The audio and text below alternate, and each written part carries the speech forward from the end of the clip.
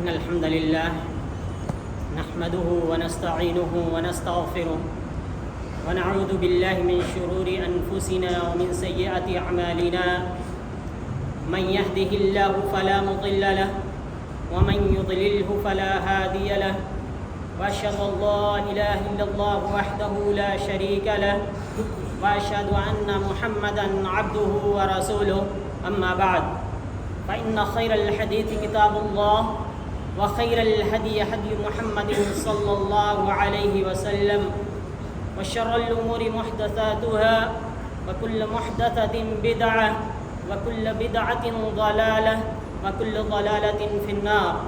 فأعوذ بالله من الشيطان الرجيم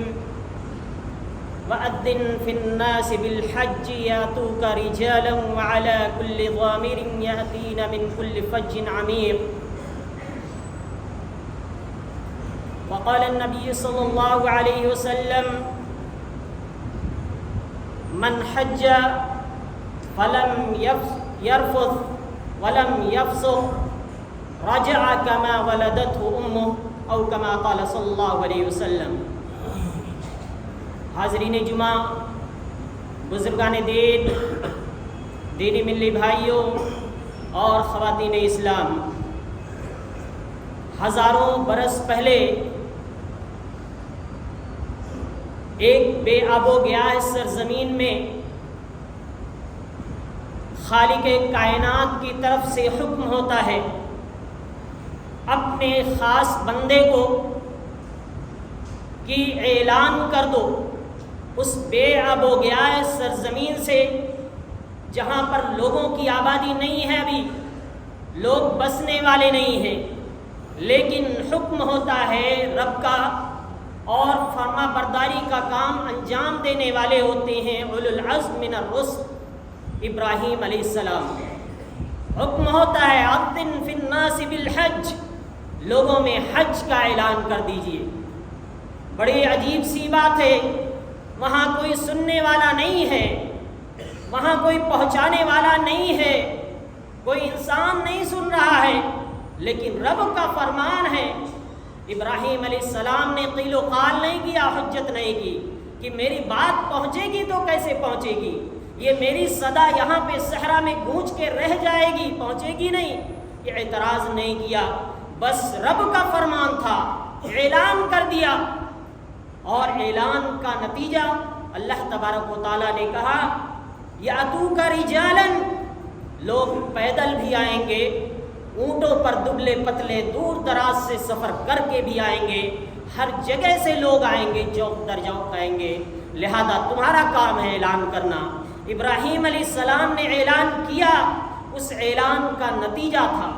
جو کئی ہزار برس پہلے اعلان ہوا تھا۔ اس بے آب و گیا سرزمین میں ایک وقت ایسا آیا کہ شرک سے بیزار، توحید کی علمبردار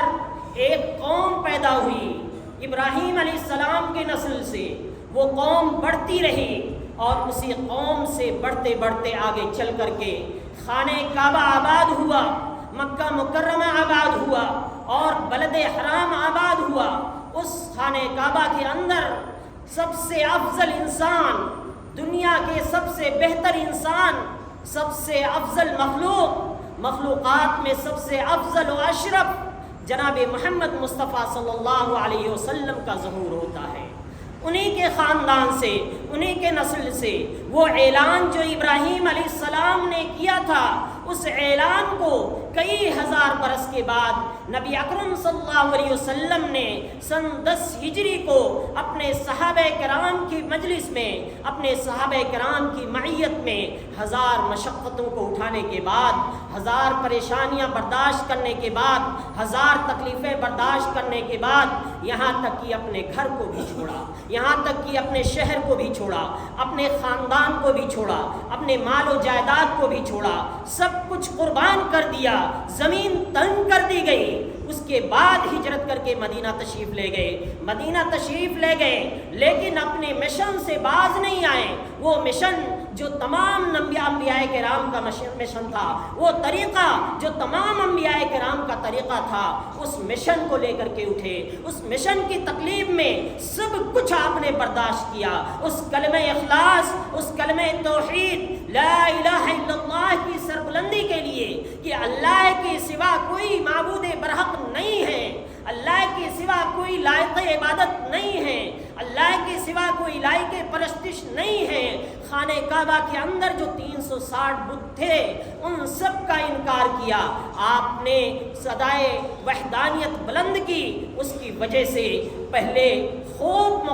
مخالفتیں ہوئیں، آپ کو نکالا گیا، تکلیفیں دی گئیں، جنگیں تھوپی گئیں، ہر طرح سے آپ کو ستایا گیا۔ کوئی طریقہ حربہ نہیں تھا جو ممکن ہو سکتا تھا آزمایا نہ گیا ہو۔ نعوذ باللہ آپ صلی اللہ علیہ وسلم کو شہید کرنے کی بھی کوشش کی گئی، کبھی زہر دے کر کے، کبھی اوپر سے کچھ گرا کر کے، کبھی سوتے ہوئے میں آپ پر حملہ کر کے، مختلف طرح کے ہتھ کنڈے اپنائے گئے، لیکن جس کو اللہ رکھے اس کو کون چکھے۔ بچانا تھا اللہ تعالیٰ کو، حفاظت اللہ تعالیٰ نے حفاظت کی ذمہ داری لی تھی، لہذا حفاظت فرمائی۔ اللہ کے مشن کو لے کر کے نکلے، مشن کو پورا کیا۔ پھر سن 10 ذی الحجہ کا موقع، سن 10 ہجری کا موقع آتا ہے جس میں وہی لوگ جو آپ کے دشمن تھے آپ کے ساتھ ہوتے ہیں، سب کے دل پھر چکے ہوتے ہیں، سب کے دل ایمان کے نور سے منور ہو چکے ہوتے ہیں، سب بدل چکے ہوتے ہیں، ان کے دل میں رب کی وحدانیت کی صدا ہوتی ہے، ان کی زبانوں پر لبیک اللہم لبیک کی صدا ہوتی ہے۔ یہ صدا کوئی صدا نہیں ہے، صرف یہ لبیک، حاضر ہوں اے رب، تیرے دربار میں حاضر ہوں، تیرا کوئی شریک نہیں، بادشاہت تیری ہے، مملکت تیری ہے، میں حاضر ہوں۔ یہ وہی پیغام ہے جو قیامت کے دن اللہ تبارک و تعالی کہے گا، این المتکبرون این الجبارون لمن الملک اليوم للہ الواحد القہار۔ آج کے دن دنیا میں تکبر کرنے والے کہاں پہ گئے؟ قیامت کے دن اللہ تبارک و تعالیٰ اعلان کرے گا کہ دنیا میں تکبر کرنے والے، گھمنڈ کرنے والے کہاں چلے گئے؟ وہ ظالم و جابر لوگ کہاں چلے گئے جو لوگوں کو ستایا کرتے تھے؟ لمن الملک اليوم، بتاؤ اپنے آپ کو جو بادشاہ کہا پھرتے تھے، دنیا کے اندر اپنے آپ کو حکمراں کہا کرتے تھے، آج بتاؤ اس قیامت کے دن کی بادشاہت کس کی ہے؟ لمن الملک اليوم للہ الواحد القہار۔ آواز اڑے گی، اللہ واحد کی بادشاہت ہے جو قہار ہے، ہر چیز پر غالب ہے، ہر چیز پر قدرت رکھتا ہے، اس کی بادشاہت ہے۔ وہی نقشہ ہے، وہی تصور ہے جب پوری دنیا کے انسان اس خانہ کعبہ کے اندر اکٹھا ہوتے ہیں حج کے موقع پر، وہی طرز ہوتا ہے۔ کیا ہوتا ہے ذرا سوچئے اس حج کے موقع کو، اس کی تصویر اپنے ذہن میں بٹھائیے اور سوچئے قرآن کریم کی آیت کو، سورہ حج کو پڑھیے،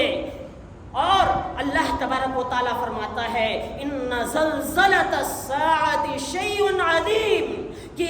قیامت کا زلزلہ بڑا ہی عظیم ہے۔ اے لوگوں، یہ قیامت کا زلزلہ بڑا ہی عظیم ہے، جس دن کی یہاں تک کہ حاملہ عورتیں اپنے بچے کو جنم دیں گی،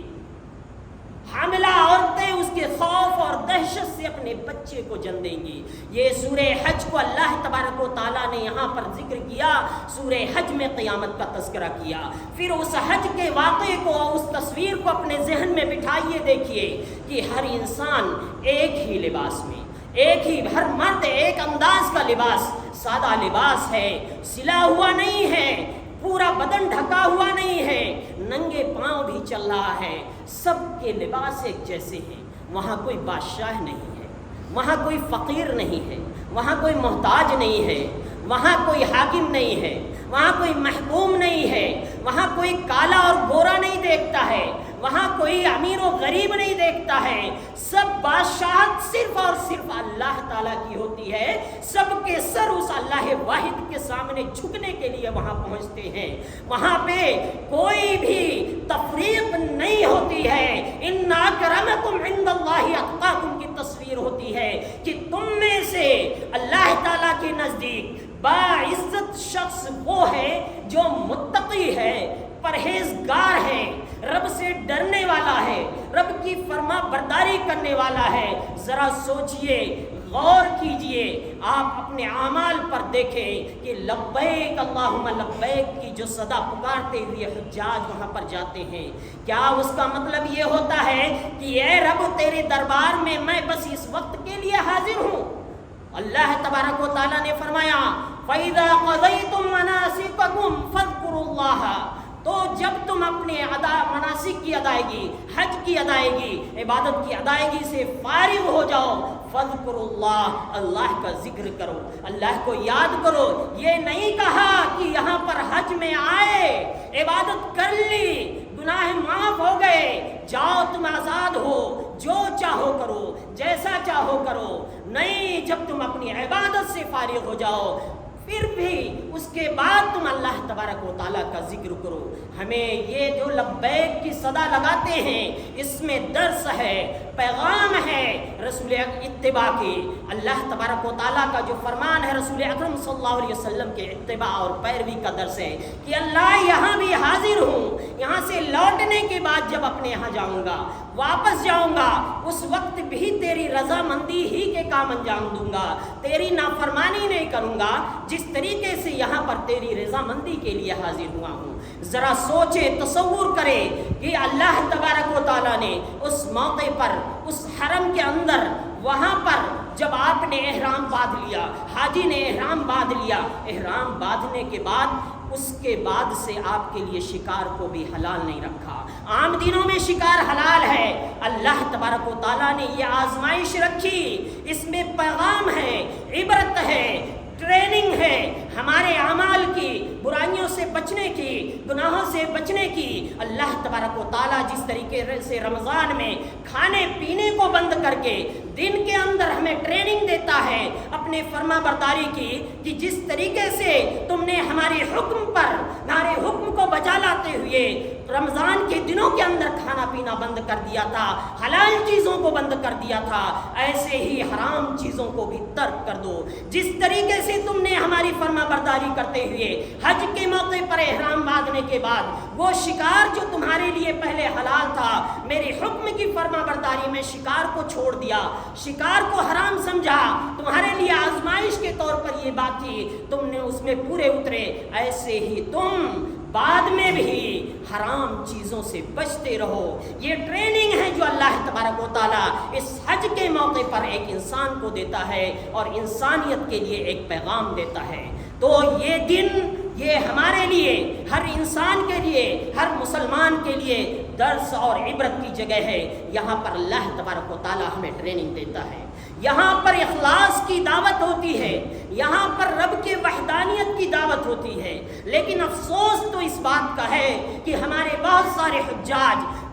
شہرت کے لیے، ریا و نمود کے لیے، دکھاوے کے لیے اعلان کرتے ہیں اور اس کے بعد کہتے ہیں کہ ہم حج کے لیے جا رہے ہیں، پیدل حج کریں گے یہاں سے دور دراز ملکوں سے۔ یاد رکھیے، اللہ تبارک و تعالیٰ کو آپ کی تکلیف مقصود نہیں ہے، اللہ تبارک و تعالیٰ آپ کو تنگ کرنا، پریشان کرنا نہیں چاہتا ہے۔ ذرا سنیں رسول اکرم صلی اللہ علیہ وسلم کی حدیث کو۔ ایک بزرگ شخص اپنے دونوں بیٹوں کے درمیان لٹکتا ہوا چل رہا تھا پیدل۔ رسول اکرم صلی اللہ علیہ وسلم نے دیکھا، پوچھا کیا بات ہے، تم دونوں ان کو کاندھا دیتے ہوئے چل رہے ہو، ان کو سوار کیوں نہیں کر دیتے ہو؟ انہوں نے کہا کہ اللہ کے رسول صلی اللہ علیہ وسلم، انہوں نے نظر مانی ہے کہ پیدل چل کر کے حج کریں گے۔ رسول اکرم صلی اللہ علیہ وسلم نے کہا کہ اللہ تبارک و تعالیٰ کو تمہارے عذاب، اپنے جسم کو عذاب دینے کی کوئی ضرورت نہیں ہے، اللہ تعالیٰ کو یہ مقصود نہیں ہے۔ پھر آپ صلی اللہ علیہ وسلم نے حکم دیا کہ نہیں، ان کو سوار کر دو، اس طرح سے ان کے جسم کو، ان کے نفس کو عذاب مت دو۔ یہاں ہمیں اتباع اور پیروی کرنی ہے، رسول اکرم صلی اللہ علیہ وسلم کی مطابقت کرنی ہے، آپ کے طریقے پر چلنا ہے۔ اسی لیے رسول اکرم صلی اللہ علیہ وسلم جب کنکری مارتے تھے، کنکری مارتے ہوئے جب آپ نے کنکری اٹھائی اور اٹھا کر کے کہا اس طرح کی کنکری سے تم مارو اور تم غلو سے بچو، کیونکہ اس غلو نے، حد سے زیادہ تجاوز نے لوگوں کو جو تم سے پہلے تھے ان کو ہلاک کر دیا، برباد کر دیا۔ تو بہت سارے لوگ جذبات میں آ کے سوچتے ہیں کہ ہم شیطان کو کنکری ماریں گے تو بڑے بڑے پتھر مار دیں، جوتا مار دیں، چپل مار دیں۔ اللہ تبارک و تعالیٰ کو یہ مقصود نہیں ہے۔ اللہ تعالیٰ کو رسول اکرم صلی اللہ علیہ وسلم کی مطابقت، آپ کی پیروی، آپ کے طریقے کے مطابق زندگی گزارنا مطلوب ہے۔ اپنی منمانی کرنا مقصود نہیں ہے کہ آپ اپنے منمانی انداز میں جا کے عبادت کریں۔ یہ رمی جمرات، یہ جو کنکری مارتے ہیں، اس میں ہمارے لیے پیغام ہے، ہمارے لیے درس ہے، عبرت ہے۔ جب ہم کنکری مارتے ہیں، رسول اکرم صلی اللہ علیہ وسلم مارتے ہوئے اللہ اکبر کی صدا بلند کرتے رہتے تھے۔ پورے حج کے اندر جگہ جگہ پر آپ دعاؤں کا اہتمام کرتے تھے۔ اس میں عبرت ہے کہ ہمیں اللہ کی وحدانیت کی صدا ہمیشہ بلند کرنا چاہیے۔ آپ کنکری مارتے تھے، یہ کنکریوں کا مارنا ہمارے لیے عبرت ہے کہ شیطان کو جیسے آپ یہاں کنکری مار رہے ہیں، جو علامتی پتھر نصب ہے شیطان کے لیے، اس پتھر کو جس طرح سے کنکری مار رہے ہیں کہ ہم اس طریقے سے گویا کہ شیطان سے مخالفت کا، شیطان کو دھتکارنے کا، اس سے اپنی بغاوت کا اعلان کرتے ہیں، ایسے ہی گویا کنکری مار کر کے آپ شیطان سے بغاوت کا اعلان کرتے ہیں، کیونکہ اللہ تبارک و تعالیٰ نے خود بھی بیان فرمایا ہے کہ شیطان تمہارا کھلا ہوا دشمن ہے۔ تو یہ اعلان اس بات کا پیغام ہے کہ ہم اپنی پوری زندگی میں آج کے بعد سے ہمیشہ شیطان سے بغاوت کا اعلان کریں گے، ہر اس شیطانی راستے سے بچنے کی کوشش کریں گے جو شیطان کو مطلوب ہے، جس پہ شیطان چاہتا ہے کہ ہم چلیں، جس پر چلنے کے لیے شیطان ہمیں بہکاتا ہے، جس پر لے جانے کے لیے شیطان طرح طرح سے ہمیں گمراہ کرتا ہے، بھٹکاتا ہے۔ تو یہ اعلان جنگ ہمیں عبرت اور نصیحت کے لیے ہے کہ کنکری مارتے ہوئے ہمیں یہ پیغام ملتا ہے کہ ایک مسلمان کو اپنی پوری زندگی میں شیطان سے بغاوت کا اعلان کرنا چاہیے۔ شیطان سے بغاوت کا اعلان ہی اس کو اللہ تبارک و تعالیٰ کا محبوب بندہ بنا سکتا ہے، ورنہ شیطانی چالوں میں پھنس کر کے انسان گمراہی کا شکار ہو سکتا ہے۔ ذرا سوچیں، یہ حج ہمیں اخوت و بھائی چارگی کا درس دیتا ہے۔ یہ حج ہے جو ہمیں ایک ہی صف میں کھڑے ہونے کا درس دیتا ہے کہ ہم میں اللہ تعالیٰ کے دربار میں کوئی چھوٹا بڑا نہیں ہے، کوئی رنگ و نسل کا فرق نہیں ہے۔ رسول اکرم صلی اللہ علیہ وسلم نے خطبہ حجۃ الوداع کے اندر جو اعلان کیا تھا وہ فرمایا تھا ان اباکم واحد، تمہارے باپ ایک ہیں۔ دوسری جگہ رسول اکرم صلی اللہ علیہ وسلم نے فرمایا الناس ولد آدم، لوگ آدم علیہ السلام کی اولاد ہیں، وآدم خلق من تراب، اور آدم علیہ السلام کو مٹی سے پیدا کیا گیا ہے۔ یہ حدیث ان لوگوں کے باطل عقیدے اور نظریات کا کھلا مخالفت کرتی ہے جو نظریے ارتقاء کے قائل ہیں اور کہتے ہیں کہ انسان بندر سے پیدا ہوا ہے، ترقی ہوئی، پہلے بندر تھا، پھر کچھ اور بنا، پھر کچھ اور بنا، پھر دھیرے دھیرے چل کر کے وہ انسان بن گیا۔ نہیں، بالکل نہیں، ہر انسان آدم علیہ السلام کی اولاد ہے، اور آدم علیہ السلام کو اللہ تعالیٰ نے اپنے ہاتھوں سے مٹی سے بنایا ہے۔ لہذا جو باطل نظریات ہیں، ان باطل نظریات کا یہ حدیث قلع کما کرتی ہے۔ یہ پیغام ہے رسول اکرم صلی اللہ علیہ وسلم کا کہ الناس بنو آدم، لوگ آدم علیہ السلام کی اولاد ہیں، وآدم من تراب، اور آدم علیہ السلام مٹی سے بنائے گئے ہیں۔ اس لفظ اور اس جملے کے کہنے کا مطلب کیا ہے؟ ان دماءکم واموالکم واعراضکم حرام علیکم کحرمت یومکم ھذا فی بلدکم ھذا فی شہرکم ھذا۔ آپ صلی اللہ علیہ وسلم نے اعلان فرمایا تمہارے خون، تمہارے مال، تمہاری عزتیں حرام ہیں اس شہر کے اندر، جیسے یہ شہر حرام ہے، جیسے یہ جگہ حرام ہے، اسی طریقے سے ایک مسلمان کے لیے جائز نہیں کہ کسی دوسرے مسلمان کے مال کو ہڑپ کر لے۔ ایک مسلمان کے لیے جائز نہیں کہ کسی دوسرے مسلمان کو قتل کرے، ایک مسلمان کے لیے جائز نہیں کہ کسی دوسرے مسلمان کی عزت پر کیچڑ اچھالنے کی کوشش کرے۔ سب کا سب حرام ہے، جیسے مکہ مکرمہ بیت الحرام ہے، جیسے وہ خانہ کعبہ حرام ہے، جیسے وہ حرمت کا مہینہ ہے، ویسے ہی یہ چیزیں بھی حرام ہیں، کسی کے لیے بھی جائز نہیں۔ اور پھر آپ نے فرمایا لا فضل لعربی علی عجمی، کسی عربی کو کسی عجمی پر، کسی کالے کو کسی گورے پر، کسی اور کو کسی اور پر کوئی فضیلت نہیں ہے الا بالتقوی، مگر تقوی کے ذریعہ۔ آپ صلی اللہ علیہ وسلم نے یہ اعلان کر کے